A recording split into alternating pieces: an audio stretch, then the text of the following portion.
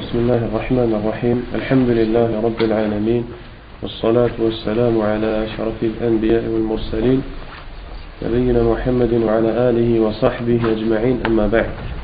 Aujourd'hui, Inch'Allah, c'est le 39e cours. Et la semaine dernière, on était toujours en train de parler sur ce qu'on appelle al-iman bil-qadar, c'est-à-dire la croyance au destin, qui est le dernier pilier des piliers de la foi. Al-rukn al-akhir min arkan al-iman. On a vu en détail tout ce qui concerne la foi au destin. Et la dernière question qu'on a traitée la semaine dernière, ou les deux dernières questions qu'on a traitées, premièrement, est-ce que les gens ont une volonté et une capacité à faire les choses? C'est-à-dire, est-ce que les gens, quand ils font ce qu'ils font, ils le font parce qu'ils ont voulu le faire et qu'ils ont pu le faire, ou bien ils le font parce que c'est le qadar, ils sont forcés à le faire, ils n'ont pas le choix? Vous avez compris? Parce que quand on dit l'iman bil qadar, la croyance au destin, c'est-à-dire qu'on croit qu'Allah subhanahu wa ta'ala a destiné kataba kulla shay, kataba kulla ma sayahsul sayaqa'. Il a écrit tout ce qui va se produire, tout ce qui va se passer.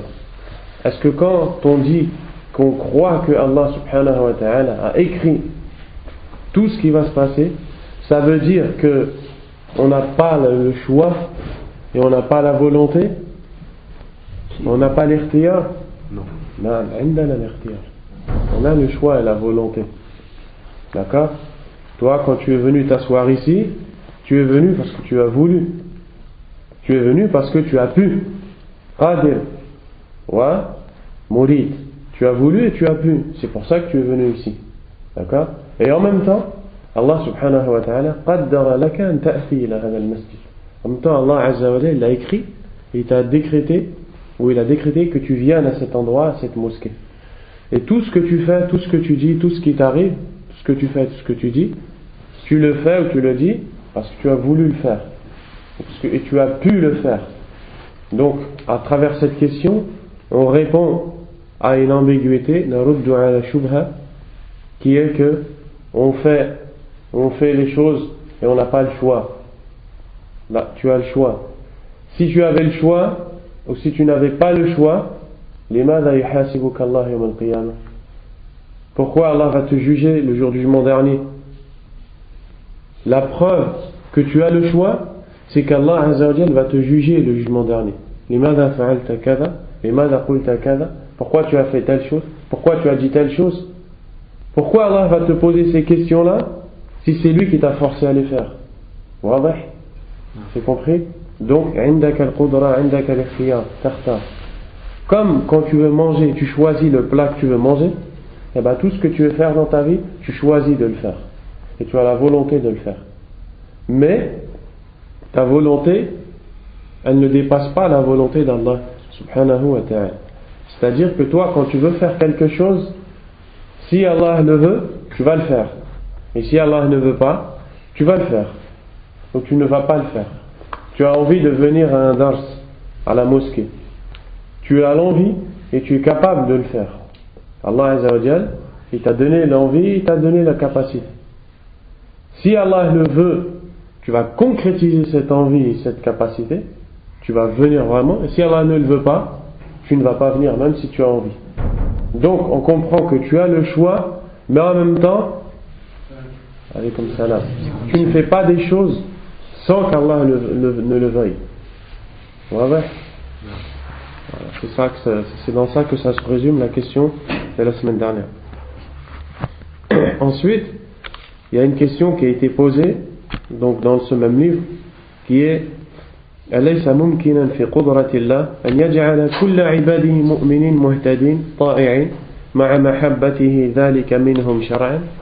Il dit, le cheikh Hafid ibn Ahmad ibn Ali al-Hakami rahimahullah, qui est un grand savant, un très grand savant de l'islam, qui est mort dans la trentaine, pas loin de 35 ans, rahimahullah, il dit, Allah azza wa jal n'est-il pas capable de faire de tout le monde al-mu'minun, des croyants, ta'i'un, des gens qui viennent de bon gré, c'est comme ça qu'on dit, de plein gré, il veut le faire, de plein gré, des gens qui se guident, Allah il est capable. Allah qadir ala an yaj'ala an-nas jami'an mu'minin. Na'am, qadir. Allah Azza wa Jalla est capable. Bah, qu'est-ce qu'on répond à celui qui nous pose cette question-là, qui nous dit Allah subhanahu wa ta'ala, pourquoi il n'a pas guidé tout le monde, tout simplement? Vous avez compris la question? Parce que ça c'est une shubha fil qadar, ça c'est une ambiguïté dans ce sujet-là qui est la croyance au destin. La réponse, al-jawab bala, bien sûr que si, Allah est capable.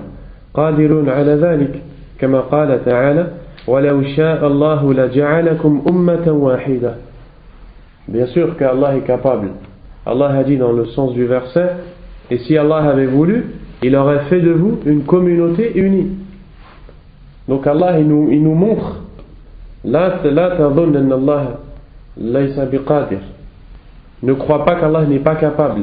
Donc en même temps qu'Allah t'enseigne que tu as la volonté de faire les choses et qu'il t'enseigne tout ce qui est en rapport avec le destin, au cas où une ambiguïté vient dans ta tête, une ambiguïté, une shubha, elle vient dans ta tête et tu te dis pourquoi Allah n'a pas guidé tout le monde, Allah il n'est pas capable, la réponse Allah il te l'a donnée dans le Coran et il te dit walau sha'a Allah la ja'ala an-nas ummatan wahida. Si Allah avait voulu, il aurait fait des gens une communauté unie, une seule communauté. إذن الله سبحانه وتعالى قادر على هذا ولكن لم يفعل. لماذا؟ لحكمته يعلم لماذا. Allah subhanahu wa ta'ala n'a pas fait de tout le monde des croyants, des gens pieux. Pourquoi? Il est sage. Et dans tout ce qu'Allah fait, il y a une sagesse parfaite. Subhanahu wa ta'ala. Allah a aussi dit dans le sens du verset وَلَوْ شَاءَ رَبُّكَ لَآمَنَ مَنْ فِي الْأَرْضِ كُلُّهُمْ جَمِيعًا. Allah Azza wa Jalla dit dans des versets qui sont très clairs, n'importe qui les comprend. Dans le sens du verset, si ton Seigneur avait voulu, tous ceux qui sont sur terre auraient eu la foi. Il n'y a pas besoin d'expliquer. Et bien d'autres versets encore qui montrent cette chose. ولكن هذا الذي فعله بهم هو مقتضى حكمته وموجب ربوبيته وإلهيته وأسمائه وصفاته. Mais ce qu'Allah a fait de ses serviteurs, pour ceux qu'il a guidés ou pour ceux qu'il a égarés, pour ceux à qui il a donné ou pour ceux à qui il a privé, Allah l'a fait en raison de sa sagesse, en fonction de ce que sa sagesse ou de sa sagesse, pardon. Allah Azza wa Jal, il sait qui doit être guidé, il sait qui doit être égaré, il sait qui mérite une bonne chose et il sait qui est-ce qui mérite une mauvaise chose. C'est sa sagesse, subhanahu wa ta'ala, et c'est sa science parfaite.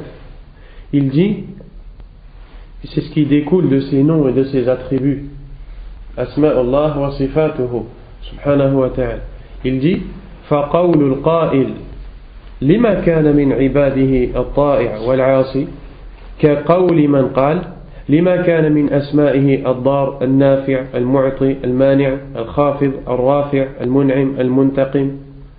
لكن هذه الأسماء كلها غير صحيحة إلا المعطي والمعاني صحيحة.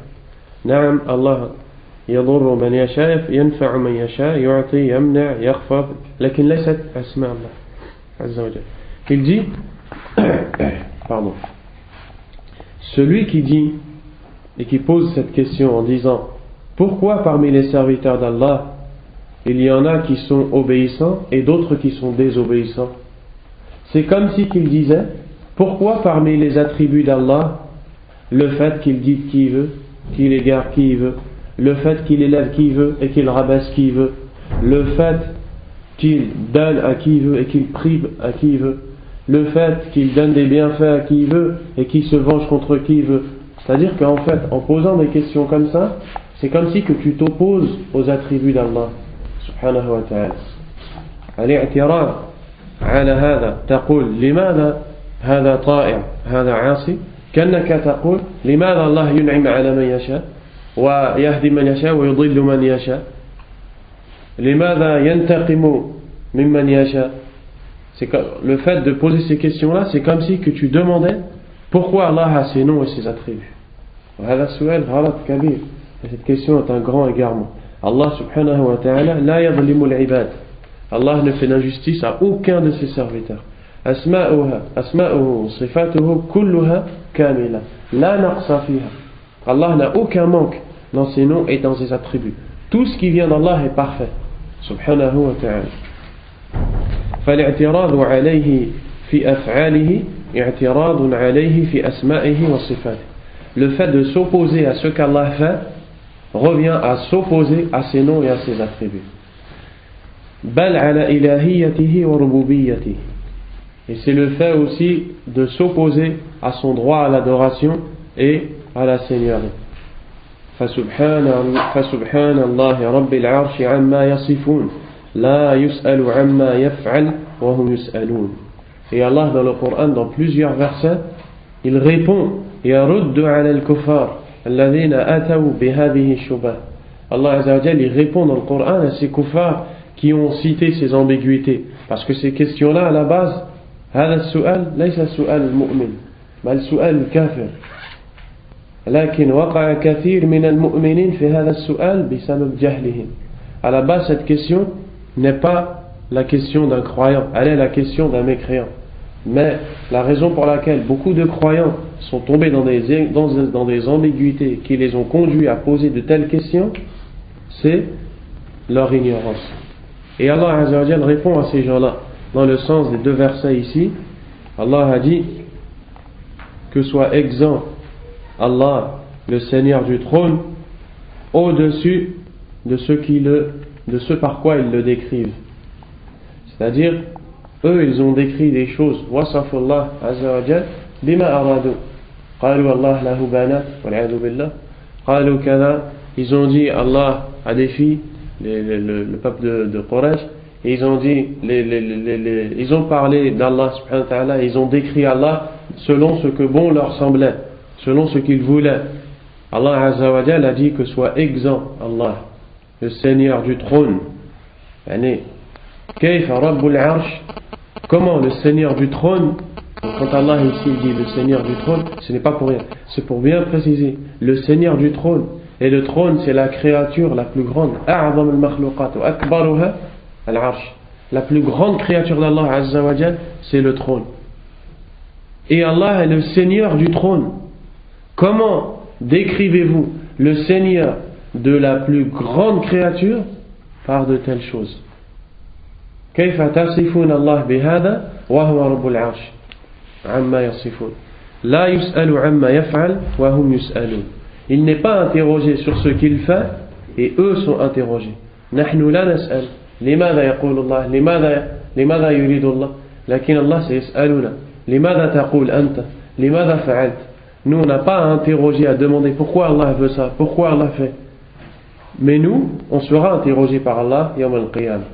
Et le fait de poser la question pourquoi Allah fait, pourquoi, va t'amener au kufr. Le prophète alayhi salatu wassalam a dit dans un hadith rapporté par Al-Bukhari dans le dernier chapitre Kitab al-Tawhid, le chapitre qui concerne le Tawhid, selon Anas ibn Malik radiyallahu anhu, قال لن يبرح الناس أي لا يزال الناس لن يبرح الناس يتساءلون حتى يقولوا هذا الله خالق كل شيء فمن خلق الله والعياذ بالله. Non, faut pas rentrer. Le prophète alayhi salam, il dit dans le hadith, les gens ne cessent de se poser des questions ou de poser des questions jusqu'à ce qu'ils vont dire voici Allah, le créateur de toutes choses. Et là ils vont arriver à une autre question qui est mais qui a créé Allah Azza wa Jalla. وإذا قال من خلق الله كفر. Et s'il dit qui a créé Allah, il a mécru. Car Allah est le créateur qui n'est pas créé. Allah khaliq, غير مخلوق, il n'est pas le créateur subhanahu wa ta'ala. خالق كل شيء فاعبدوه. Il est le créateur de toutes choses, adorez-le donc. Subhanahu wa ta'ala. La question d'aujourd'hui,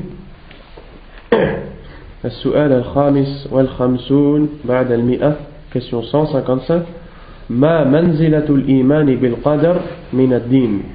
Quelle est la place de la croyance au destin dans la religion? Al-Iman bil-Qadr fi din l'Islam lahu manzilatun kabira jiddan. Le croire au destin dans l'islam est quelque chose de très important. Cette foi a une place très grande dans la religion d'Allah et dans la foi du croyant.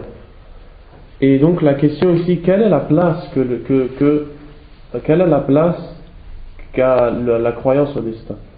الجواب: الإيمان بالقدر نظام التوحيد كما أن الإيمان بالأسباب التي توصل إلى خيره وتحجز عن شره هي نظام الشرع ولا ينتظم أمر الدين ويستقيم إلا لمن آمن بالقدر وامتثل الشرع كما قرر النبي صلى الله عليه وعلى آله وسلم الإيمان بالقدر ثم قال لمن قال له أفلا نتكل على كتابنا وندع العمل قال اعملوا فكل ميسر لما خلق له فمن نفى القدر زاعما منافاته للشرع فقد عطل الله عن علمه وقدرته وجعل العبد مستقلا بأفعاله خالقا لها فأثبت مع الله تعالى خالقا بل أثبت أن جميع المخلوقين خالقون والعياذ بالله. Il dit: la croyance au destin est la base du tawhid, la base du monothéisme, le fait d'adorer Allah seul et sans associé. Pourquoi? Parce que croire que seul Allah subhanahu wa ta'ala décrète ce qu'il veut va te pousser directement à l'adorer seul et sans associé. إذا كنت تؤمن أن الله كتب كل شيء وأن الله عز وجل قدر كل شيء فأنت ستدعو الله وستتوكل على الله وستسأل الله ولا تدعو إلا الله ولا تتوكل إلا على الله ولا تسأل إلا الله. Si tu crois et tu as la conviction qu'Allah est le seul qui décrète et qui a dans la main le destin, cette chose va te pousser à n'adorer qu'Allah subhanahu wa ta'ala. Tu ne vas demander qu'à Allah, tu ne vas placer ta confiance qu'en Allah. Lorsqu'une chose va t'arriver, tu vas t'en remettre à Allah subhanahu wa ta'ala. Lorsqu'un bien va t'arriver, tu vas remercier Allah. Donc en aucun cas tu ne vas t'enorgueillir, la tatakabbar idha an'ama Allahu alayk, et en aucun cas tu ne vas t'égarer. Et pour cela, le prophète alayhi salatu wassalam a dit à Abdullah ibn Abbas radiyallahu anhuma: Idha sa'alta fas'alillah wa idha sta'anta fasta'in billah. Il lui dit: lorsque tu as une chose à demander, demande-la à Allah, et lorsque tu recherches de l'aide, cherche l'aide d'Allah. طيب لماذا نسأل الله؟ لماذا نستعين بالله؟ Pourquoi on demande l'aide d'Allah et pourquoi on invoque Allah? لأن الله قدر كل شيء, parce qu'Allah a décrété tout. Et c'est pour ça que tout de suite après le prophète lui dit: وَاعْلَمْ أَنَّ الْأُمَّةَ لَوْ اجْتَمَعَتْ عَلَى أَنْ يَنْفَعُوكَ بِشَيْءٍ لَمْ يَنْفَعُوكَ إِلَّا بِشَيْءٍ قَدْ كَتَبَهُ اللَّهُ لَكَ. Et sache que si tous les gens s'unissaient pour te faire un bien, ils ne pourraient te faire de bien que ce qu'Allah t'a écrit. وَلَوْ اجْتَمَعُوا عَلَى أَنْ يَضُرُّوكَ بِشَيْءٍ لم يضروك إلا بشيء قد كتبه الله عليك رفعت الأقلام وجفت الصحف. Il lui dit: si tous les gens s'unissaient pour te faire du mal, ils ne pourraient te faire de mal que ce qu'Allah a écrit. Que ce qu'Allah a écrit. رفعت الأقلام, أقلام القدر, les plumes sont levées, les plumes qui ont écrit la destinée, c'est une chose écrite, inévitable. وجفت الصحف, et les feuillets ont séché. Les feuillets où les destins est écrits ont séché. Donc, regardez, le prophète alayhi salam lui dit: invoque Allah seul. Pourquoi? Parce que tout est dans sa main et personne ne peut éviter ce que lui a décidé. Subhanahu wa ta'ala. Et pour ça, ici il dit: al-iman bil qadar nizam al-tawhid. La croyance au destin est la base même du tawhid. Donc, si tu comprends que le destin, al-iman bil qadar nizam al-tawhid, c'est la base du monothéisme pour lequel tu es créé, tu comprends qu'il a une importance immense. Tu comprends que l'iman bil qadar muhim wa azim est une chose très grande et immense. Ensuite il dit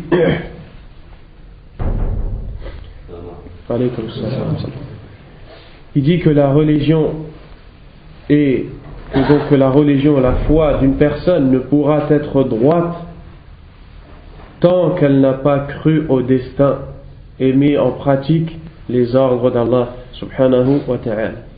C'est-à-dire que ta religion ne sera pas complète tant que ton iman, ta foi au destin ne sera pas complète. Donc pour que ta religion soit complète, que ta foi soit complète, il faut que ta croyance au destin elle soit complète. Kama qarrara an-nabiy sallallahu alayhi wa sallam, comme le prophète alayhi salatu wa sallam a inculqué à ses compagnons la foi au destin, il a répondu à celui qui lui a posé la question: ô messager d'Allah, pourquoi ne délaissons-nous pas les actes et pour nous appuyer sur ce qui nous a été décrété? Ici le compagnon dit: Ya Rasulallah, autant arrêter tout et attendre ce qu'Allah a décidé. Et attendre ce qu'Allah a décidé. Le prophète alayhi salam leur a dit: là, non, i'malu, œuvrez, fakullun muyassarun lima khuliqa lah, car chacun d'entre vous va être guidé pour ce en vue de quoi il a été créé. Toi tu ne connais pas le destin, ce qui t'est demandé c'est d'œuvrer. Quant au destin, il relève de la science d'Allah que tu ignores. La seule chose qu'on t'a demandé c'est d'œuvrer. Ce qui va se passer après, seul Allah le sait subhanahu wa ta'ala. Aussi, une telle personne qui dirait: moi je ne prie pas, ou je ne vais pas au Hajj par exemple, ou je ne paye pas l'aumône et je n'obéis pas à Allah parce que tout est destiné, tout est écrit, kullu shay maktub, et là on s'en est, là on zaki, j'abandonne le Hajj, j'abandonne la prière, j'abandonne toutes ces choses là. Celui-là on lui répond: d'accord. Donc si tu crois que toute chose est écrite et c'est pour ça que tu délaisses ces actes, ne mange pas, ne bois pas, ne te marie pas, quand tu es sale, ne te lave pas, puisque tout est écrit. Attends, si Allah a écrit que tu vas te laver, tu vas te laver. Si Allah a écrit que tu vas manger, tu vas manger. Si Allah a écrit que tu vas te reposer, tu vas te reposer. Est-ce qu'une personne qui raisonne peut dire une telle parole? Avez-vous déjà vu une personne qui dit: je suis fatigué mais je ne dors pas, j'attends peut-être qu'Allah va m'écrire? Avez-vous déjà vu une personne qui a faim et qui dit: je ne mange pas, si c'est destiné de toute façon ça va venir? Abadan.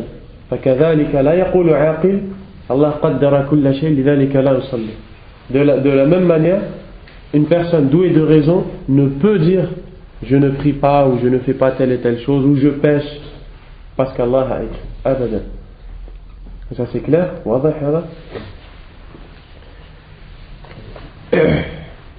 Donc, celui qui renie le destin,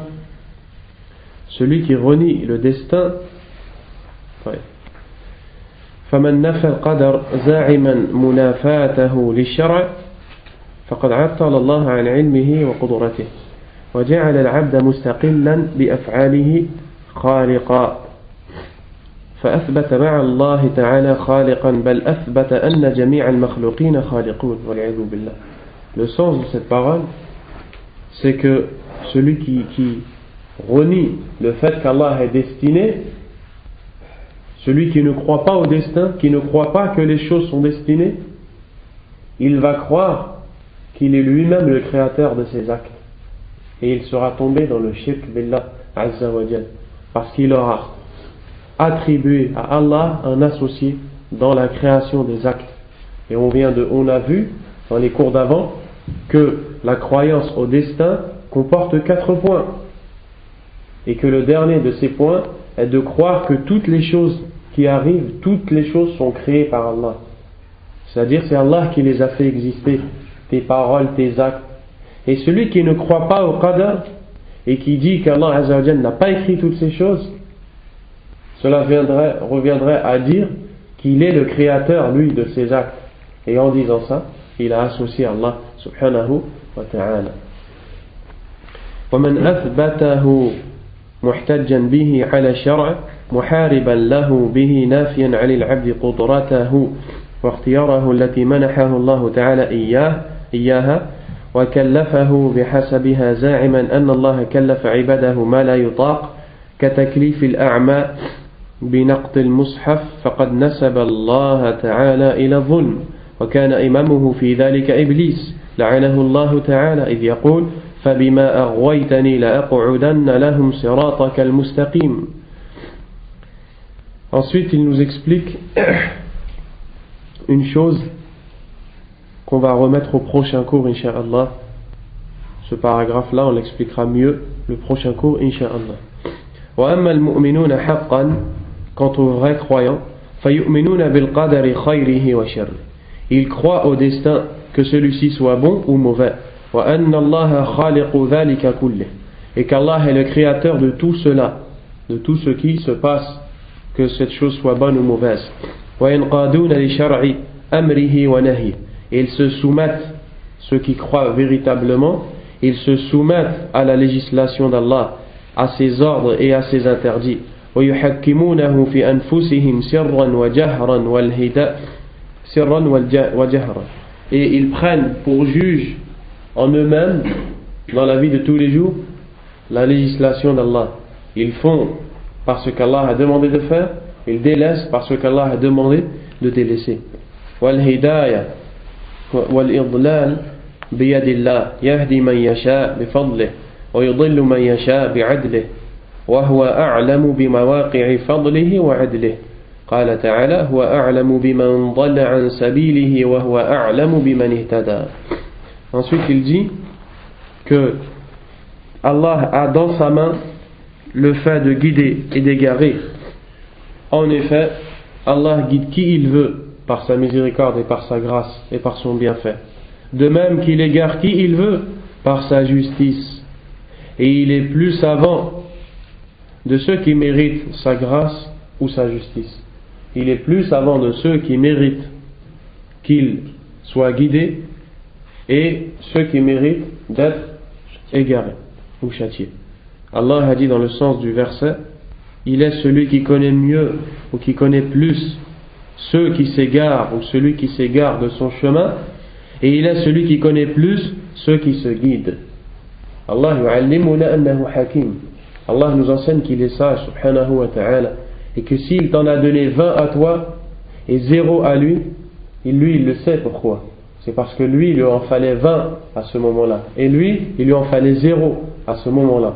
Et peut-être que celui qui en a 0 en aura 50 demain, et celui qui en a 20 n'en aura plus demain. Et peut-être que les deux en auront 100, et peut-être que les deux vont mourir en auront 0. Allah sait qui est guidé, qui est égaré, qui mérite d'être guidé, qui mérite d'être égaré. Il est sage, subhanahu wa ta'ala. Et le fait de dire pourquoi lui est guidé, pourquoi lui est égaré, c'est comme si on disait pourquoi Allah est sage, pourquoi Allah est juste, pourquoi Allah donne ses bienfaits à qui il veut.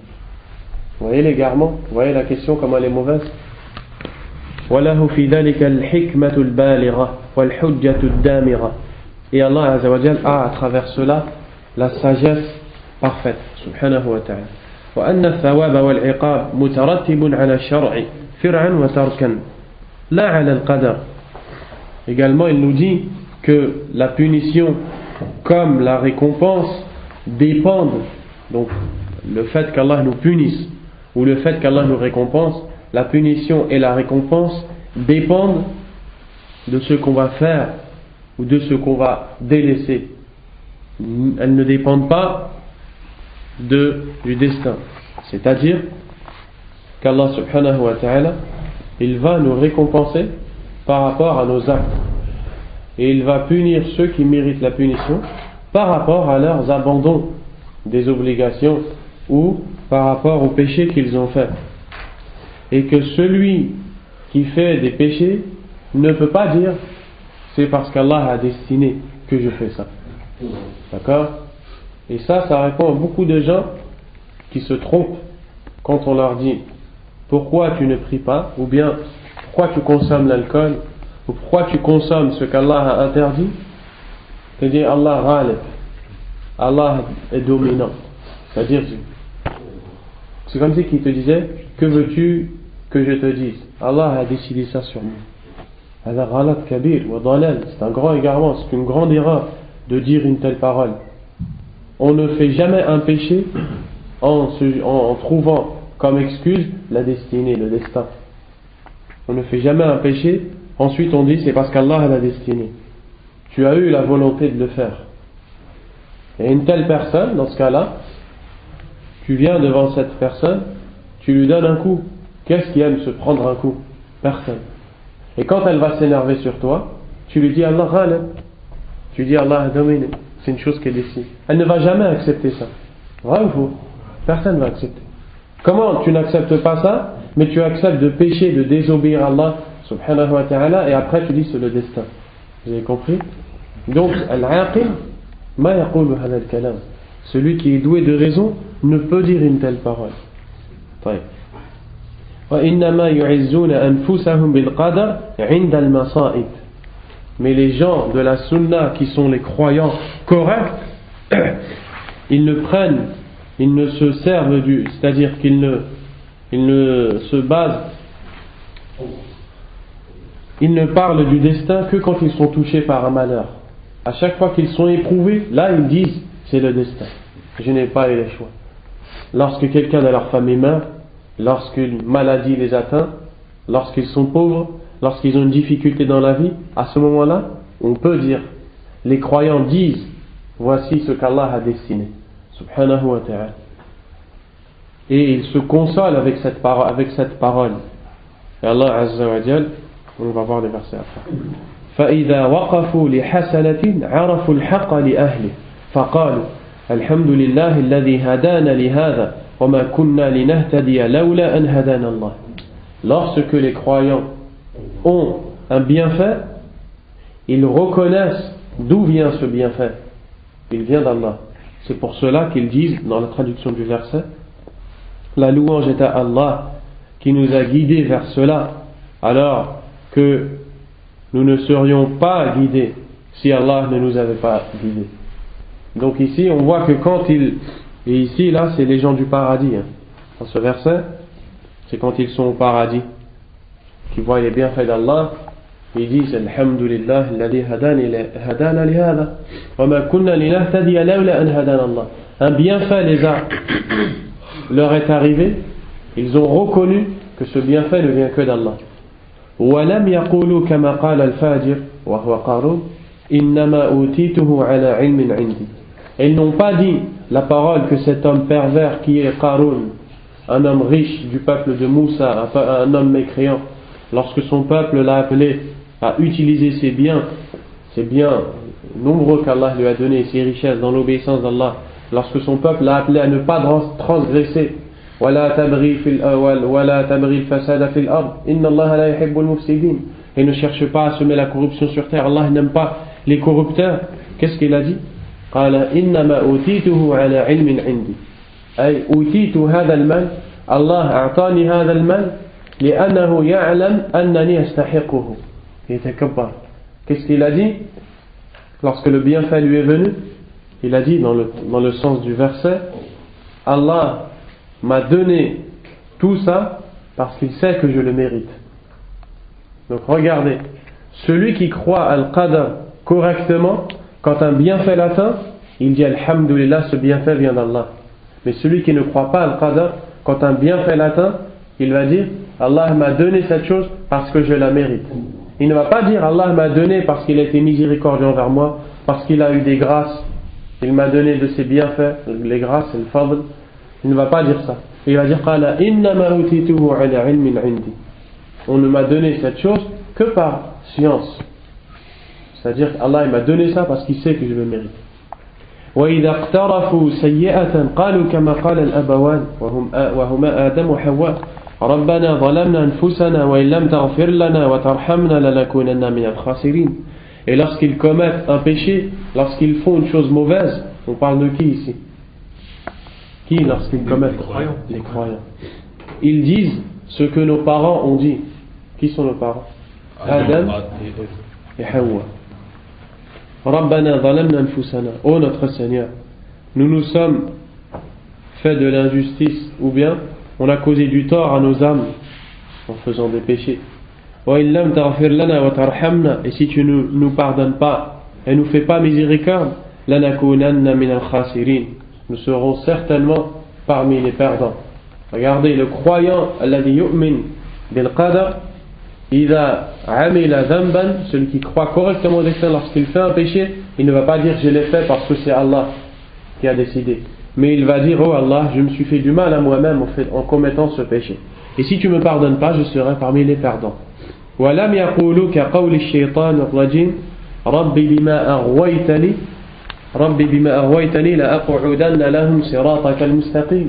Ils ne diront pas la parole que Shaitan a dit lorsqu'il a dit dans la traduction du verset: ô mon Seigneur, comme tu m'as conduit à l'égarement, aghwaytani, comme tu m'as conduit à l'égarement, je vais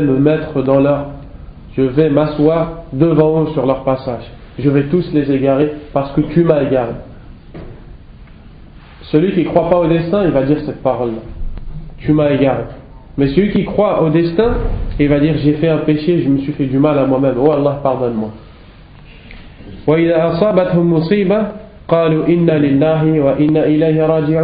Et les croyants, lorsqu'un mal ou une épreuve les touche, ils disent: nous sommes à Allah et vers lui s'effectuera notre retour. On est à Allah, on appartient à Allah.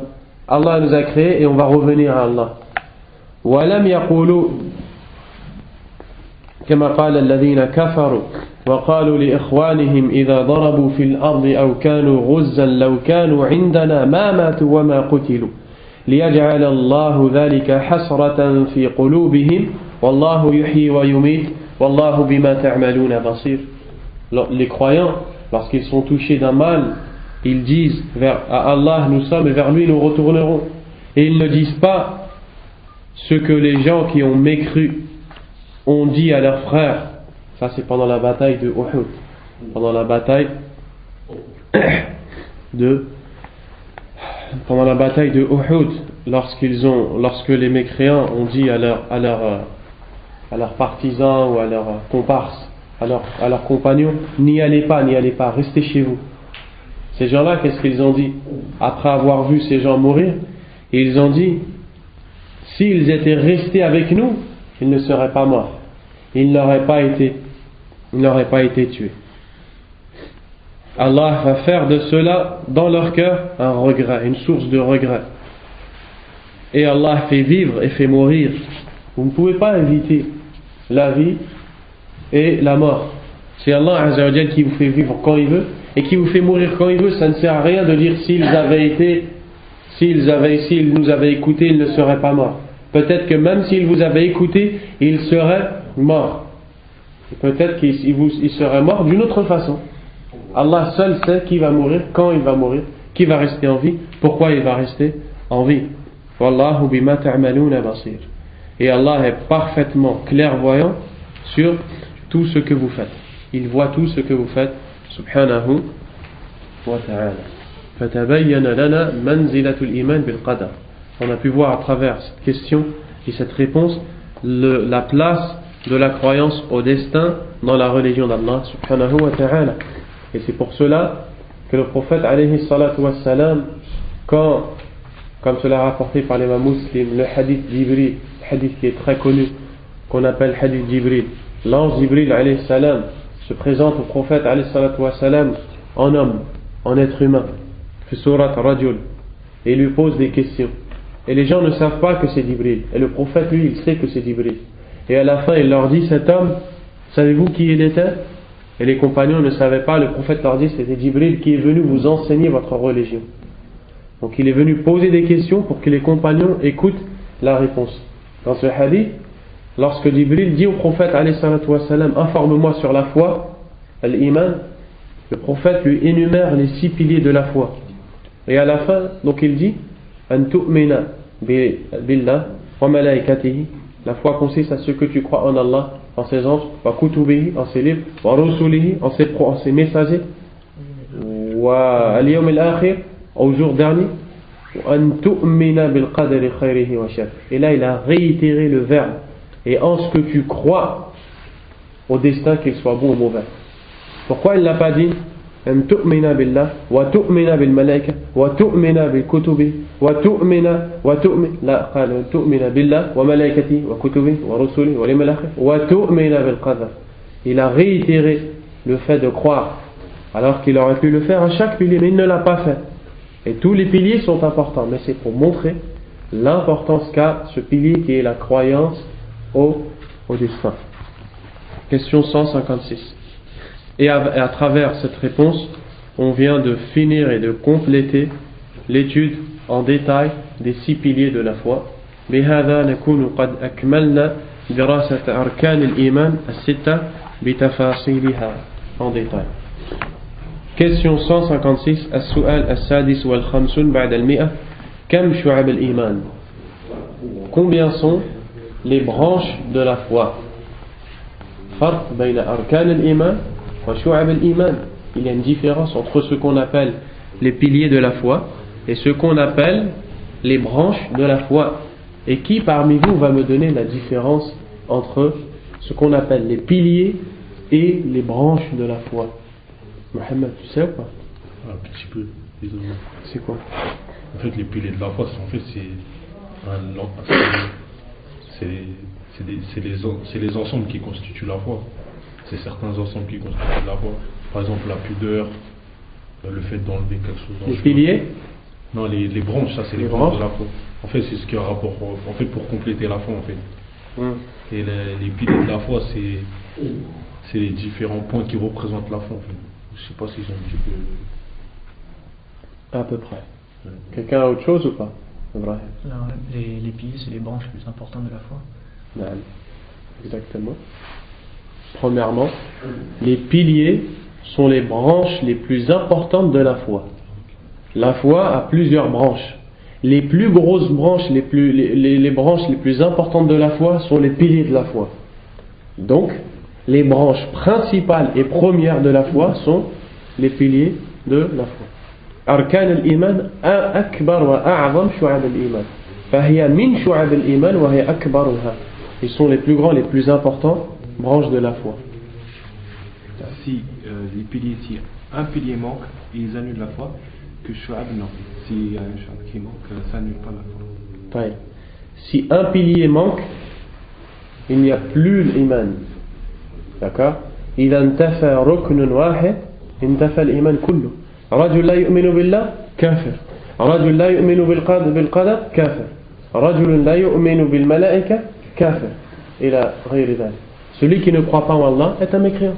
Celui qui ne croit pas au destin est un mécréant. Celui qui ne croit pas au prophète est un mécréant. Ne délaisser un seul pilier de la foi enlève à la personne toute sa foi. Elle devient mécréante. Alors que délaisser, je dis la suite. Délaisser un shu'ab, parmi les shu'ab, ça n'annule pas la foi. Une shu'ab, n'importe laquelle? N'importe laquelle. Non, hein? C'est indéfini. Elle est incomplète en fait, sa foi. Celui qui délaisse une branche autre que les piliers de la foi, donc autre que les 6 branches principales, n'est pas un mécréant, mais sa foi baisse. Sa foi baisse. Vous avez compris? Mais après, dans le cas contraire, c'est si une personne elle a des manquements dans les branches de la foi, c'est-à-dire sa foi elle n'est pas complète. Elle n'est pas complète, mais elle est présente. Il est croyant, plus ou moins faible ou fort, en fonction de ses branches. إذن الذي يترك ركنا من أركان الإيمان يكفر بالله والذي يترك شعبة من شعب الإيمان لا يكفر بالله إذا كانت هذه الشعب دون أركان الإيمان. Donc on vient de dire à peu près la différence entre les branches et les piliers de la foi. Al-Jawab, la réponse à quelle question? Al-Karim. Combien? 72, 73? Non, la réponse à quelle question? Ma huwa as-su'al? Yalman. Combien sont les branches de la foi? كم شعب الإيمان؟ الجواب قال الله تعالى ليس البر أن تولوا وجوهكم قبل المشرق والمغرب ولكن البر من آمن بالله واليوم الآخر والملائكة والكتاب والنبيين وآتى المال على حبه ذوي القربى واليتامى والمساكين وبن السبيل والسائلين وفي الرقاب وأقام الصلاة وآتى الزكاة والموفون بعهدهم إذا عاهدوا والصابرين في البأساء والضراء وحين البأس أولئك الذين صدقوا وأولئك هم المتقون. La réponse, et il nous donne comme réponse un verset. D'accord? La question c'est combien y a-t-il de branches de la foi? Réponse, qala Allah ta'ala. Il dit, la réponse, Allah, élevé soit-il, a dit. Et il ramène un verset. Un verset dans lequel il y a certaines branches de la foi. D'accord? Il n'y a pas toutes les branches de la foi dans ce verset, mais il y en a parmi les plus importantes. Et en premier lieu, celles qui sont les piliers de la foi. Dans la traduction du verset, la piété ou la bonté ne consiste pas à ce que vous dirigiez vos visages vers l'Orient ou l'Occident, mais la piété consiste à avoir la foi en Allah, au jour dernier, aux anges, aux livres et aux prophètes. Et donc ici, qu'est-ce qu'on retrouve? Les 6 piliers de la foi. Les 6? Les 5. Il en manque un. Il en manque un. C'est lequel? C'est la croyance au destin. C'est le verset 177 de Surat Al-Baqarah. Donc on termine la traduction du verset après avoir cité ces 5 choses-là. وَآتَ الْمَالَ عَلَى حُبِّهِ ذَوِي الْقُرْبَى وَالْيَتَامَى وَالْمَسَاكِينَ وَابْنَ السَّبِيلِ وَالسَّائِلِينَ. Et celui qui donne, la bonté aussi, consiste à donner de l'argent, bien qu'on aime cet argent. تُحِبْ هَذَا الْمَالَ وَلَكِنْ تُعْطِيهِ تَتَصَدَّقُ بِهِ. Tu le donnes à qui? ذَوِي الْقُرْبَى الْأَقْرِبَى, les gens proches, وَالْيَتَامَى, les orphelins, وَالْمَسَاكِينَ, les pauvres, وَابْنَ السَّبِيلِ, les voyageurs qui sont dans le besoin, وَالسَّائِلِينَ, ceux qui demandent de l'aide, وَفِي الرِّقَابِ, Allahu a'lam, وَأَقَامَ الصَّلَاةِ وَآتَ الزَّكَاةِ, et ceux qui accomplissent, ou le fait d'accomplir la prière, de s'acquitter de l'aumône, وَالْمُوفُونَ بِعَهْدِهِمْ إِذَا عَاهَدُوا, et ceux qui respectent leur engagement lorsqu'ils donnent leur parole et qui s'engagent, وَالصَّابِرِينَ فِي الْبَأْسَاءِ وَالضَّرَّاءِ وَحِينَ الْبَأْسِ, ceux qui patientent alors qu'un mal ou une calamité les touche, أُولَئِكَ الَّذِينَ صَدَقُوا, voici ceux qui ont été véridiques, وَأُولَئِكَ هُمُ الْمُتَّقُونَ, et voici ceux qui ont eu la vraie piété. Donc ici on retrouve quelques-unes des branches de la foi. En premier lieu, il y a le fait, les 5 premiers piliers de la foi. Et le 6e, on le retrouve dans Surat Al-Qamar, Inna kulla shay'in khalaqnahu biqadar. Toute chose, on l'a créée avec sa prédestinée. Et ensuite, on retrouve des actes qui font partie des branches de la foi, qui sont le fait de donner des aumônes, que ce soit aux pauvres, aux proches, aux voyageurs, à ceux qui demandent, le fait d'accomplir la prière, de s'acquitter de l'aumône, de respecter l'engagement, de patienter quand on était éprouvé, tout cela fait partie des branches de la foi.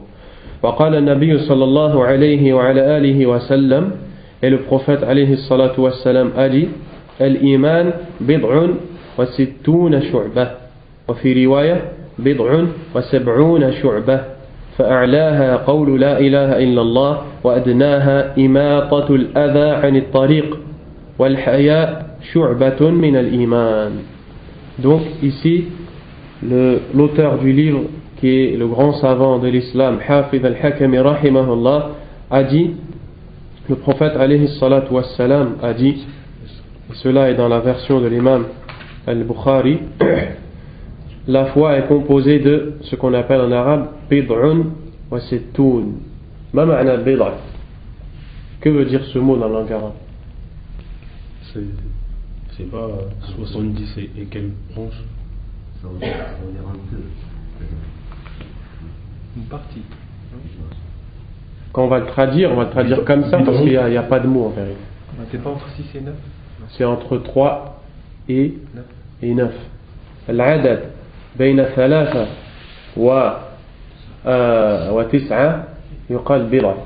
مثلا أزورك بعد بضع سنين. Je vais te visiter après بضع سنين, أي بعد 3 أو 4 أو 5 أو 6 أو 7 أو 8 أو 9. أتيتني أو رأيتك قبل بضع سنين. Je t'ai vu avant بضع. Ce mot, il veut dire entre 3 et 9. Donc il peut vouloir dire, on peut le dire pour 3, on peut le dire pour 4, on peut le dire pour 5, pour 6, pour 7, pour 8 et pour 9. Soit on dit 3 ou 4 ou 5 ou 6, etc. Soit on dit bid'a. Mais quand on dit bid'a, on ne sait pas c'est lequel. Exactement. Allah qal fi bid'a sinin, surat Rum. Quand il dit que les Romains vont être battus, quand? Il a dit fi bid'a sinin. Il ne nous a pas dit quand, mais c'est entre 3 et 9 ans. Dans une période qui est entre 3 et 9 ans. Le prophète alayhi salam dit dans ce hadith, la foi est composée de 60 et quelques branches. La raison pour laquelle on peut traduire que comme ça, 60 et quelques. Il n'y a pas de mot qui traduit bid'a en français. Donc on dit et quelques. En vérité, c'est pas et quelques, c'est entre 3 et 9. Dans la version de l'imam Muslim, bid'un wa sab'una shu'ba. Dans la version de l'imam Muslim, 70 et quelques branches. Donc de 73 à 79. La plus haute branche de la foi, qawlu la ilaha illallah. Hada huwa al-iman billah. La plus haute branche de la foi, c'est le fait de dire la ilaha illallah. Et la plus basse branche de la foi, le fait d'enlever de la voie ce qui gêne, les obstacles. Imatatul adha 'an at-tariq. Anta tamshi 'ala at-tariq wa tara fihi khashaba. Tuziluhu 'an at-tariq. لأن هذا أذى للناس. إزالة الأذى عن الطريق من الإيمان. Le fait d'enlever de la route ce qui gêne fait partie de la foi. والحياء شعبة من الإيمان. Et la piété est la pudeur est une branche de la foi. Donc la pudeur c'est une branche parmi les branches de la foi. Qu'est-ce qui peut me dire ce qu'on remarque dans ces trois choses-là? Ibrahim.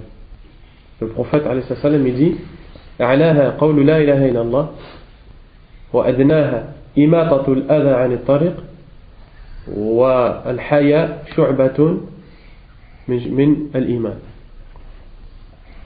Celui qui réfléchit bien. Et des actes à la fois du cœur, de la langue et du corps. نعم. الإيمان نحن قلنا, on a dit dans le début de l'étude sur l'iman que l'iman ما هو عمل وقول واعتقاد. الإيمان في القلب وعلى اللسان وعلى الجوارح, les membres. Et que l'iman c'est composé de trois choses. Des choses qui sont dans le cœur, كالخوف من الله, هذا في القلب. Des choses qui sont dans la langue, كقولك سبحان الله, le fait de dire subhanallah. Et des choses qui sont dans les membres, كالصلاة, le fait de prier. La foi, elle se disperse dans trois choses. Dans le cœur, dans les membres et sur la langue. Ici, le prophète, alayhi salam, lorsqu'il dit que la foi est composée de 70 et quelques branches, il donne trois exemples. Et on remarque qu'il a donné un exemple de choses qui sont dans la langue, un autre de choses qui sont dans les actes et un autre qui sont dans le cœur. Le premier exemple qu'il a donné, c'est le fait de dire la ilaha illallah, ça c'est dans la langue. Le deuxième exemple qu'il a donné, le fait d'enlever de la route ce qui gêne. Ça c'est une chose qui se fait avec la main. Et la troisième chose qu'il a donnée, c'est le fait d'avoir de la pudeur. Et la pudeur, al-haya fi al-qalb. Le fait d'avoir de la pudeur, c'est une chose qui est dans le cœur. Donc ici, on vient de voir à peu près que les branches de la foi sont de 60 et quelques ou 70 et quelques. Ou 70 et quelques. Taïeb. Nous, lorsqu'on dit les branches de la foi, on ne doit pas savoir simplement quelles sont les branches de la foi juste pour le plaisir de les connaître, mais c'est pour les mettre en pratique. Beaucoup de gens savent que le prophète alayhi salam a dit une chose très simple. La plus basse branche de la foi consiste à enlever de la route ce qui gêne. Beaucoup de gens le savent, mais qui le fait? Tu marches et tu vois des branches, ou tu vois une bouteille en verre, ou je ne sais pas, une canette, ou quelque chose dans la route. Peu sont les gens qui vont l'enlever. Et beaucoup sont ceux qui savent que ça fait partie de la foi. Où est donc ta foi? Où est donc cette foi à laquelle que tu prétends avoir? أين الإيمان الذي نزعمه ونقول نحن مؤمنون عندنا الإيمان ونعلم أن إماطة الأذى عن الطريق من الإيمان. D'accord? Donc, le fait d'étudier ces choses-là, le but c'est de les mettre en pratique, c'est pas juste de savoir. Juste de savoir et c'est tout. Là, tu marches dans la route, tu vois quelque chose, tu l'enlèves parce que ça fait partie de l'iman. Allah ya'juruka ala hada. Allah il va te récompenser pour ça. La question 157. السؤال السابع والخمسون بعد المئة بما فسر العلماء هذه الشعب. Par quoi les savants ont expliqué ces branches? Et nous aussi on vient de voir que c'est 70 et quelques ou 60 et quelques. Quelles sont toutes ces branches-là là? Les savants ils ont écrit des livres pour parler des branches de la foi, comme l'imam al-Bayhaqi rahimahullah qui a écrit le livre qui s'appelle Shu'ab al-Iman. Et dans ce livre-là, cet imam a recherché à travers les versets et les hadiths toutes les choses qui font partie de la foi. Et il a essayé de ramener les 60 et quelques ou les 70 et quelques. Et celui qui répond à cette question dit قد عدها جماعة من شراح الحديث. Certains explicateurs des hadiths ont dénombré ces branches de la foi. وصنفوا فيها التصانيف كتبوا الكتب فأجادوا وأفادوا. Ils ont écrit des livres dans lesquels ils ont été bons et ils ont fait profiter à ceux qui ont lu. ولكن ليس معرفة تعدادها شرطا في الإيمان. Mais le fait d'en connaître le nombre, le fait de connaître le nombre exact des branches de la foi et de les connaître exactement lesquelles n'est pas une condition dans la foi.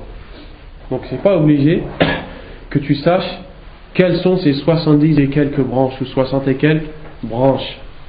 بل يكفي الإيمان بها جملة. Il est suffisant d'y croire de manière globale, de savoir que la foi est composée de 70 et quelques branches. وهي لا تخرج عن الكتاب والسنة.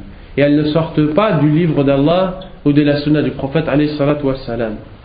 Elles ont été citées dans le Coran et dans la sunna. فعلى العبد امتثال أوامرها واجتناب زواجرها. Le serviteur a l'obligation de mettre en pratique ses ordres et de délaisser ses interdits. وتصديق أخبارها أي أخبار الشريعة. Et de croire en ses informations. وقد استكمل شعب الإيمان. Et il aura accompli alors les branches de la foi. والذي عددوه حق كله من أمور الإيمان ولكن القطع بأنه هو مراد النبي صلى الله عليه وعلى آله وسلم بهذا الحديث يحتاج إلى توقيف. Et ce qui a été énuméré par ces savants qui ont écrit des livres pour détailler un par un ou une par une les branches de la foi est une vérité. C'est-à-dire que toutes ces choses-là font bel et bien partie de la foi. Mais le fait de dire avec certitude que ces choses-là qui ont été écrites dans ces livres comme l'imam al-Bayhaqi, les branches de la foi, sont ce qu'a voulu ou visé le prophète alayhi salatu wassalam dans le hadith Bid'un wa sab'una shu'ba, 70 et quelques branches, on a besoin d'un dalil pour ça. On ne peut pas dire le prophète voulait dire exactement ces choses-là. D'accord? Et ça c'est un principe de la charia. C'est un principe du din d'Allah subhanahu wa ta'ala. Quand il y a une chose qui est immense, de nous donner de façon globale et de nous dire que cette chose est immense, de nous donner un nombre sans nous détailler quelles sont ces choses. Comme dans le hadith, le prophète alayhi salam dit Inna lillahi tis'atan wa tis'ina asman. Allah a 99 noms. Mi'atan illa wahida. 100 moins 1. Man ahsaha dakhala al-jannah. Celui qui les, le sens de la parole ici, celui qui les apprend un par un, qui les comprend un par un, qui les met en pratique un par un, rentre au paradis. Et le prophète alayhi salam ne nous a pas cité quels sont ces 99 noms. Et quand vous voyez les tableaux avec les 99 noms, c'est une chose faible.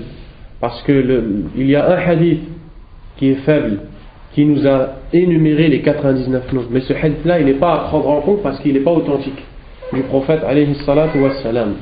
Et Allah subhanahu wa ta'ala a plus que 99 noms. Mais parmi tous ces noms, il y en a 99 qui n'ont pas été détaillés par le prophète, qui s'ils sont appris, compris, mis en pratique, alors la personne entrera au paradis. Et ici le prophète alayhi salam nous dit que la foi est composée de 60 et quelques branches sans nous les détailler. Pourquoi? Pour qu'on les cherche à chaque fois tout au long de notre vie. La question 158. Et on va peut-être terminer avec cette question. Ou celle d'après, en fonction du temps, parce que dans 15 minutes j'ai arrêté, Inch'Allah. السؤال الثامن والخمسون بعد المئة اذكر خلاصة ما عدوه. Ici il nous dit cite-nous le résumé de ce qui a été énuméré par ces savants qui ont écrit des livres pour détailler un par un ou une par une les branches de la foi. Al-Jawab قد لخص الحافظ في الفتح ما أورده ابن حبان بقوله. Il nous répond en nous donnant un résumé qui a été fait par Al-Hafidh. Al-Hafidh c'est l'imam Ibn Hajar rahimahullah ta'ala. Cet homme est celui qui a écrit le sharh de Sahih al-Bukhari, l'explication du livre entier de al-Bukhari. Et c'est le meilleur sharh, c'est la meilleure explication écrite du livre de l'imam al-Bukhari rahimahullah. Et cet imam al-Hafidh rahimahullah, dans son livre Fath al-Bari, il a résumé ce que les savants ont énuméré comme branche de la foi. Et il a fait une bonne chose. Et il dit ici, l'auteur du livre, qu'il a résumé ce que l'imam Ibn Hibban rahimahullah a cité. Et en fait, il a résumé ce que l'imam Ibn Hibban a écrit, ce que l'imam al-Bayhaqi a écrit et ce que l'imam al-Halimi a écrit. Trois imams qui ont écrit dans ce sujet qui est les branches de la foi. Et Al-Hafidh rahimahullah, il a résumé tout ce qui a été énuméré par ces savants d'une bonne façon. Il a dit, donc ici c'est Hafidh rahimahullah Ibn Hajar qui dit إن هذه الشعب تتفرع عن أعمال القلب وأعمال اللسان وأعمال البدن. Ces branches, il dit que ces branches, qui sont les branches de la foi, viennent des actes du cœur, des actes de la langue et des actes du corps. Donc c'est-à-dire que les branches de la foi, comme on vient de le dire il y a pas longtemps, les branches de la foi sont soit dans le cœur, soit dans la langue, soit à travers les membres. فأعمال القلب فيه المعتقدات والنيات وتشتمل على 24 خصلة. Il dit, quant aux actes du cœur, ils contiennent les croyances et les intentions. Quand on parle de tout ce qui vient du cœur, il y a dedans ce qui relève de la croyance et des intentions. Il dit, et elles sont composées de 24 choses. Premièrement, al-imanu billah, la croyance en Allah. Entre dans ça, ويدخل فيه الإيمان بذاته وصفاته وتوحيده بأنه ليس كمثله شيء وهو السميع البصير. Et entre dans la foi en Allah, croire en lui, croire en ses attributs, croire en son unicité et que rien n'est pareil à lui, subhanahu wa ta'ala, et qu'il est celui qui voit tout et entend tout. واعتقاد حدوث ما دونه والإيمان بملائكته, la foi en ses anges, وكتبه, en ses livres, ورسله, en ses messagers, والقدر خيره وشره, au destin qu'il soit bon ou mauvais, والإيمان باليوم الآخر, la foi au jour dernier, ويدخل فيه المسألة في القبر, et entre dans la foi au jour dernier croire à la question qu'on va nous poser dans la tombe, والبعث والنشور, la résurrection, والحساب, le jugement, والميزان, la balance des œuvres, والصراط, le pont qui sera placé au-dessus de l'enfer, والجنة والنار, le paradis et l'enfer. Donc tout cela, ça rentre dans quoi? Ça rentre dans la croyance au jour dernier. Le fait de croire qu'on va avoir un interrogatoire dans la tombe, qu'on va être ressuscité, qu'on devra rendre des comptes, qu'il y aura une balance sur laquelle on pèsera nos actes, un pont placé au-dessus de l'enfer, il y aura l'enfer et le paradis. Ensuite, wa mahabbatullah, l'amour d'Allah, والحب والبغض فيه, le fait d'aimer et de détester pour lui, ومحبة النبي صلى الله عليه وسلم, le fait d'aimer le prophète عليه الصلاة والسلام, واعتقاد تعظيمه, et le fait de croire que cet homme est l'homme le plus grand عليه الصلاة والسلام, ويدخل فيه الصلاة عليه الصلاة والسلام واتباع سنته, et entre dans cette chose le fait de prier sur lui en disant عليه الصلاة والسلام et de suivre sa sunna. Ensuite al-ikhlas. Donc là on est en train de voir quoi depuis tout à l'heure? Nous sommes en train de voir les 24 points, les 24 branches de la foi qui sont dans le cœur, que ceux-ci soient ou que celles-ci soient des croyances ou des intentions. Donc il dit wal-ikhlas, la sincérité, wa yadkhulu fihi tarku riya, entre dans la sincérité le fait de délaisser l'ostentation qui est le fait de faire pour qu'on nous regarde. Et on ne fait pas pour Allah, on fait pour que les gens nous regardent. Et c'est une sorte d'association. Wal-nifaq, l'hypocrisie aussi entre dans le fait d'être sincère, de délaisser l'hypocrisie. Ensuite, wat-tawbah, le repentir.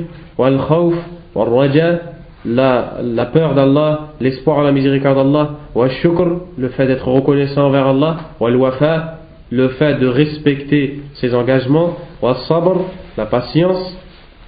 Wal-rida bil-qada, le fait d'être satisfait de ce qu'Allah a décrété.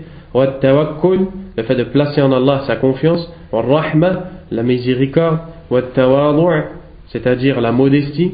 وَيَدْخُلُ فِيهِ, et entre dans la modestie, تَوْقِيرُ الْكَبِيرِ, le fait de donner un respect à la personne âgée, وَرَحْمَةُ الصَّغِيرِ, et d'avoir de la pitié envers le petit, وَتَرْكُ الْكِبْرِ, le fait de délaisser l'orgueil, وَالْعُجْبِ, le fait de se plaire et de se sentir, le fait d'aimer. Al-ujb, c'est le fait qu'une personne elle fait quelque chose et elle est étonnée par ce qu'elle fait. Moi j'ai fait ça. Vous comprenez? Elle est étonnée de ce qu'elle fait. C'est l'orgueil. C'est une sorte d'orgueil. C'est une sorte d'orgueil. La vanité. Ça existe la vanité? Voilà, la vanité. Wa tarkul hasad, le fait de délaisser la jalousie. Wa tarkul hiqdi, de délaisser la haine. Wa tarkul ghadab, et de délaisser la colère. Toutes ces choses-là sont dans le cœur. On en a cité ici 24. Ensuite, wa a'malul lisan, et les actes de la langue. Wa tashtamilu ala sab'i khisal, et celles-ci contiennent 6 points. At-talaffuz bit-tawhid, la ilaha illallah, le fait de dire la ilaha illallah. Wa tilawatul Qur'an, de réciter le Coran. Wa ta'allumul ilm, le fait d'apprendre la science. Wa ta'limuhu, le fait de l'enseigner. Wa du'a, l'invocation. Wa dhikr, l'évocation. L'invocation, c'est quand on demande à Allah une chose, et l'évocation, c'est quand on évoque Allah, comme quand on dit subhanallah, bismillah, etc. Wa yadkhulu fihi l'istighfar, et entre dans l'évocation le fait de demander le pardon d'Allah. Wa jitinabul laghu, et de délaisser les futilités, les paroles futiles. Wa a'malul badan, ensuite les actes du corps. Wa tashtamilu ala thaman wa thalathina khasla, et les actes du corps comprennent 38 points. Minha ma yakhtassu bil a'yan wa hiya 15 khasla, et ici il va en citer 15. Il dit at-tatahhuru hissan wa hukman, le fait de se purifier, que ce soit en accomplissant les ablutions ou bien le fait de purifier, c'est-à-dire purifier son intention, etc. Wa yadkhulu fihi ijtinabun najasat, et entre dans cette chose le fait de délaisser les impuretés. Wa sitrul awra, le fait de couvrir la nudité. Pour les hommes, c'est entre le genou du genou jusqu'au nombril, et pour les femmes, chez certains savants, c'est les parties des ablutions, c'est-à-dire que les femmes entre elles ont le droit de se découvrir ou de découvrir les parties sur lesquelles on fait les ablutions. Donc ici le cou avec la tête, et le vêtement qui peut être levé jusqu'au coude, et les pieds. Was-salatu fardan wa nafla, et donc entre dans les actes du corps la prière, qu'elle soit une prière obligatoire ou surérogatoire. Was-zakatu kadhalik, également la zakat. Wa fakkur riqab, le fait de libérer des esclaves. Wa al-jud, la générosité. Wa yadkhulu fihi at-ta'am wa ikramu ad-dayf, et entre dans la générosité de donner un repas et d'honorer l'invité. Was-siyamu fardan wa nafla, et le jeûne, que celui-ci soit un jeûne obligatoire ou surérogatoire. Wal-hajj wal-umrah kadhalik, wat-tawaf, les 7 tours autour de la Kaaba, la circumambulation. Wal-i'tikaf, le fait de rester à la mosquée, retraite pieuse. Wal-iltimas laylatil qadr, de rechercher la nuit du destin. Wal-firaru bid-din, le fait de fuir avec sa religion. Wa yadkhulu fihi al-hijra min dari shirk, et entre dans le fait de fuir avec sa religion, la hijra, qui est le fait de quitter les pays de kufr et de shirk billah pour aller vivre dans les pays où les gens sont musulmans. Wal wafa'u bin nadhr, et le fait de respecter son vœu. Lorsqu'une personne fait le vœu de jeûner, elle dit pour Allah, je vais jeûner tel jour, elle se doit de jeûner ce jour. Wa taharri fil ayman, et d'être prudent lorsque la personne jure. Wa ada'ul kaffarat, et de donner des expiations quand on commet un péché et que pour se corriger on remet une expiation. Wa minha ma yata'allaqu bil atba' wa hiya sittu khisal, et ensuite ici il va nous donner 6 autres points. Donc 6 plus, il va nous donner 6 autres points. At-ta'affufu bin nikah, le fait de préserver sa chasteté en se mariant. Wal-qiyamu bi huquqil 'iyal, le fait de donner à sa famille ses droits. Wa birrul walidayn, le fait d'être bon envers les parents. Wa yadkhulu fihi ijtinabul 'uquq, et entre dans le fait d'être bon envers les parents, de délaisser la désobéissance aux parents. Car lorsque les parents nous demandent de faire une chose, si cette chose n'est pas interdite, on a l'obligation de mettre en pratique cette chose. Wa tarbiyatul awlad, l'éducation des enfants. Wa silatul rahim, et le fait d'entretenir le lien de parenté. Wa ta'atus sada, et d'obéir à ceux qui ont le commandement. Wa rifqu bil abid, et d'être doux envers les esclaves. Donc avant ils avaient des esclaves, et quand on entend le mot esclave, ça ne veut pas dire les gens qu'on frappe toute la journée, mais c'est les esclaves qui étaient des gens, ou qui étaient ou qui sont, si ça existe, Allahu a'lam, ça existe encore. Ce sont des servants, ils appartiennent à leur maître.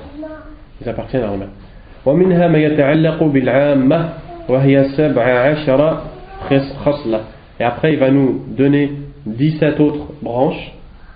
Al-qiyamu bil imara ma'al adl, le fait d'être juste lorsqu'on est gouverneur. Wa mutaba'a al-jama'a, le fait de rester avec le groupe des musulmans, et donc de ne pas sortir, de s'opposer au groupe ou s'opposer aux ceux qui détiennent le commandement. Wa ta'atu wali al-amr, le fait d'obéir au gouverneur qui détient le commandement tant que celui-ci ne nous ordonne pas de faire une chose interdite. Wal islahu bayna an-nas, comment on dit la réconciliation entre les gens. Wa yadkhulu fihi qitalul khawarij, et entre dans cela le fait de combattre les khawarij wal burah, qui sont ceux qui ont combattu et tué Uthman ibn Affan et Ali ibn Abi Talib radiyallahu anhuma. Wal muawanatu ala al-birr, et le fait de s'entraider dans le bien. Wa yadkhulu fihi, et entre dans cela al-amru bil ma'ruf wan nahyu 'anil munkar, d'ordonner le bien et d'interdire le blâmable. Wa iqamatul hudud, et le fait de mettre en pratique les peines de la loi d'Allah subhanahu wa ta'ala, comme couper la main du voleur, ou comme tuer celui qui fait la sorcellerie. Mais bien sûr, ce n'est pas n'importe qui fait ça, c'est le juge. Lorsque toutes les conditions sont respectées, il est arrêté, il est jugé, et dans un pays où on applique la loi d'Allah subhanahu wa ta'ala. Wal jihadu, et le fait de combattre pour Allah subhanahu wa ta'ala. Wa minhu al murabata, et entre dans cela le fait de surveiller dans le cas où il y a une guerre, parmi les branches de la foi, lorsque le musulman est dans les limites et il surveille l'arrivée de l'ennemi. Wa ada'ul amana, et le fait le dépôt, comment on dit? Le fait de respecter le dépôt qu'on nous donne. وَمِنْهُ أَدَاءُ الْخُمُسِ. Et entre dans le fait de respecter le dépôt qu'on nous donne, le fait de donner 1/5. Et ici il parle du butin, car parmi les règles, lorsque les musulmans prennent un butin, prennent un butin de guerre, d'en donner le 5e au prophète alayhi salatu wassalam. وَالْقَرْض مَعَ وَفَائِهِ. Le fait d'être honnête et de rembourser quand on a emprunté. وَإِكْرَامُ الْجَارِ. Le fait d'honorer le voisin. وَحُسْنُ الْمُعَامَلَةِ. Et le fait d'avoir une bonne conduite envers les autres. وَفِيهِ جَمْعُ الْمَالِ. Et entre dans ça, مِنْ حِلِّهِ وَإِنْفَاقُ الْمَالِ فِي حَقِّهِ. Et ça, on parlera de ça la semaine prochaine, Inch'Allah. وَيَدْخُلُ فِيهِ تَرْكُ التَّبْذِيرِ وَالْإِسْرَافِ. Entre dans ça le fait de ne pas faire du gâchis. En fait, quand il dit d'avoir une bonne conduite envers les autres, ensuite il dit le fait de bien utiliser l'argent. Le fait de bien utiliser l'argent, de le prendre correctement, de le dépenser correctement, et entrant dans cela, l'interdiction de faire du gâchis ou d'être avare. L'interdiction, pardon, de faire du gâchis quand on dépense l'argent. Donc toutes ces choses-là font partie des branches de la foi. وَرَدُّ السَّلَامِ. Et de rendre le salut. وَتَشْمِيتُ الْعَاطِسِ. Et le fait de dire à celui qui éternue, après qu'il ait dit Alhamdulillah, de lui dire Yarhamukallah. وَكَفُّ الْأَذَى عَنِ النَّاسِ. Et le fait d'épargner les gens du mal, donc de ne pas faire de nuisance aux gens. وَاجْتِنَابُ اللَّهْوِ. Et de délaisser les futilités. وَإِمَاطَةُ الْأَذَى عَنِ الطَّرِيقِ. Et le fait de délaisser, d'enlever de la voie ce qui va gêner. فَهَذِهِ 69 خَصْلَةً. Donc tout ce qui vient d'être cité ici fait le total de 69 branches. ويمكن عدها 79 خصلة باعتبار ما ضم بعضه إلى بعض مما ذكر والله أعلم. Et on peut les compter 79 si on les... Vous avez vu des fois quand on a parlé, on a dit entre dans ça le fait de faire telle chose, telle chose. Si on les compte sans compter celles qu'on a fait entrer, eh bien on en aura combien? On en aura 69. Et si on compte également celles qu'on a énumérées quand on a dit entre dans ça telle et telle chose, on aura un total de 79. Donc c'est une bonne chose que ces savants ont fait, mais encore une fois, dire que le prophète alayhi salam visait exactement celles qui ont été citées ici par ces savants, on a besoin d'une preuve pour faire cela. Mais toutes ces choses-là font bel et bien partie de la foi en Allah subhanahu wa ta'ala. Wallahu a'lam wa sallallahu wa sallam wa baraka ala nabiyyina Muhammad wa ala alihi wa sahbihi ajma'in. Subhanakallahumma wa bihamdik ashhadu an la ilaha illa anta astaghfiruka wa atubu ilayk wa barakallahu fikum.